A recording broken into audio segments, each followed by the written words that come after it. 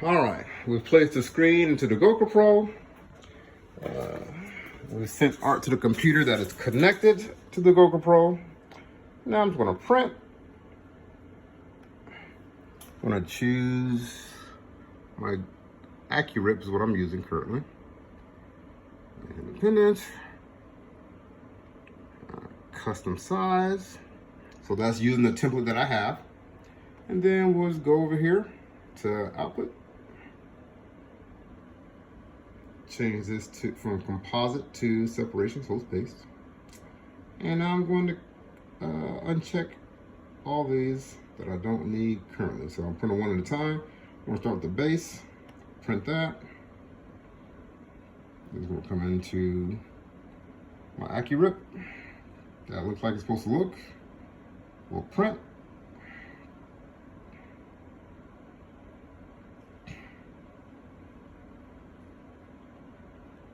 And then the GOCCOPRO dialog box will come up. That's what I want. And print. All right. And then this will have a little, and it's ready. So we'll press start.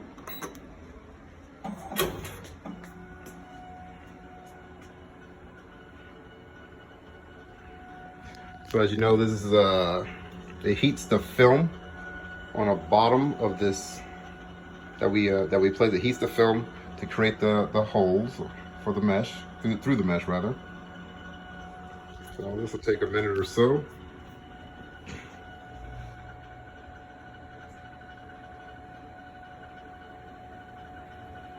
And this is one of the things where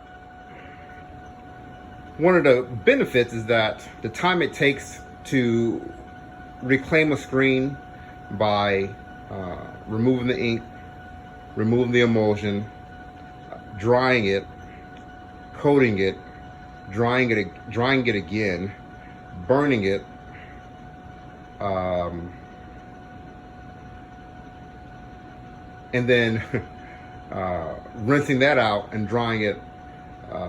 It is faster to do it this way. However, if you're working with screens in volume, I don't feel like this is the best route. This setup, and I'll tell you some more of what I think are pros and cons later, but just consider that the time it has taken. So it took us, what, 7 minutes to do a screen as I talk you through my process and searching for my tools.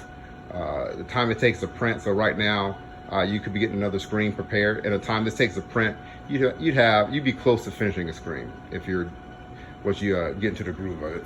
So we'll come over here and take a look. You can see where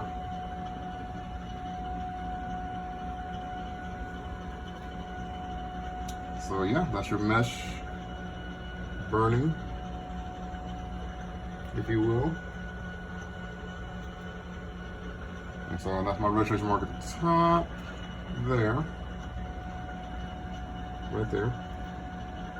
And then when the one at the bottom shows up, you can let this finish, or you can press stop and reset. Okay. Now at this point, it's ready to put in the machine and print. You can take another step, which is the hardener. And I will demonstrate that as best I can with one hand.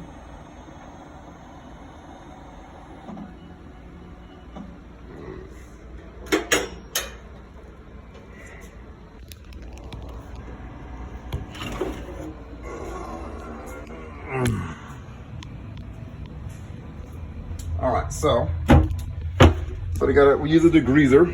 We just spray it on in there just to make sure it's not going on. I think I've seen some people use a brush. I'll just spray this on and wipe it off. Again, I'm not saying it's the right way. I'm just showing you my process. And so once this dries, we'll rub the hardener on this. Then we'll use the squeegee to get any excess out.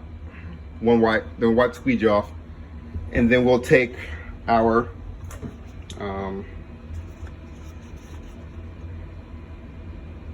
what do you call this thing? I need to wet it anyway. Chamois. Our synthetic chamois.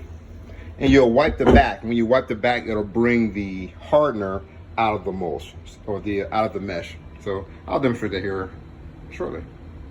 So I can pause this because I don't know how to stitch videos together. I guess I'll just let it run and put that out.